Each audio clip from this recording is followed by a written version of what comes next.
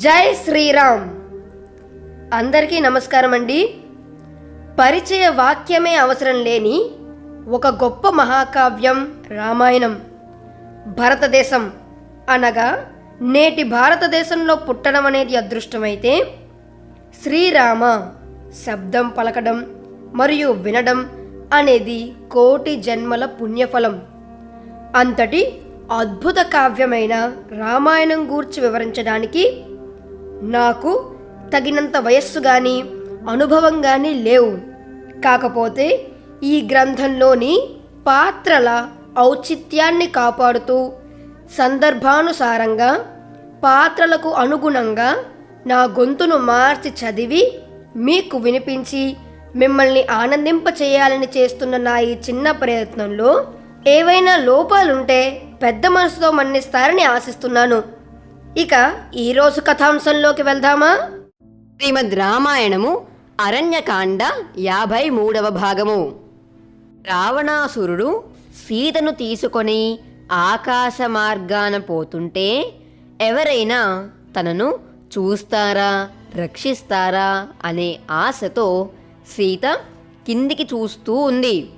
అంతలో ఒక కొండ శిఖరం మీద కొంతమంది వానరులు కూర్చుని ఉండటం గమనించింది సీత.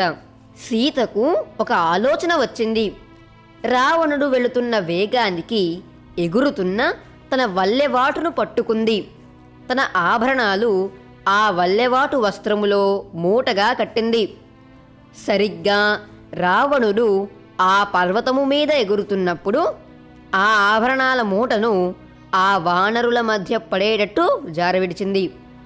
రావణుడు ముందుకు చూస్తూ ఎగురుతూ ఉండడంతో సీత చేసిన పనిని గుర్తించలేదు. తమ మీద దబ్బున పడ్డ మూటను చూశారు ఆ వానరులు.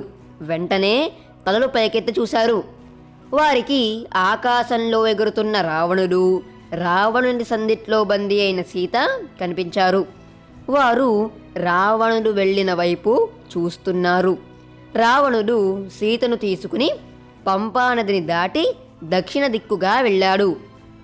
రావణుడు అడవులు, పర్వతములు, నదులు, సరస్సులు దాటుకుంటూ లంకానగరం వైపు వేగంగా ఎగురుతున్నాడు. తుదకు సముద్రం వద్దకు వచ్చాడు. వేగంగా సముద్రాన్ని కూడా దాటాడు. సీతను సందిట్లో ఇరికించుకున్న రావణుడు లంకానగరంలో ప్రవేశించాడు. నేరుగా తన అంతఃపురానికి వెళ్ళాడు రావణుడు. సీతను తన అంతఃపురములో ఒక గదిలో ఉంచాడు. తన అనుచరులను పిలిపించాడు. ఈమెను నేను చెరబట్టి తీసుకుని వచ్చాను. నా అనుజ్ఞ లేకుండా ఎవరూ ఈమెను తాకడానికి కూడా వీలు లేదు. బయట వాళ్ళు, పురుషులు కానీ స్త్రీలు కానీ ఈమెను కలవకుండా చూడండి. ఈమె ఏది కోరితే అది ఇవ్వండి, లేదు అనే మాట మాత్రం ఉండకూడదు. ఎవరైనా ఈమెతో నా గురించి చెడుగా మాట్లాడితే వాళ్లకు అదే ఆఖరి రోజు అని గుర్తుపెట్టుకోండి. ఇది నా ఆజ్ఞ అని కఠినమైన ఆజ్ఞలు ఇచ్చాడు. తరువాత రావణుడు అక్కడి నుంచి వెళ్ళిపోయాడు.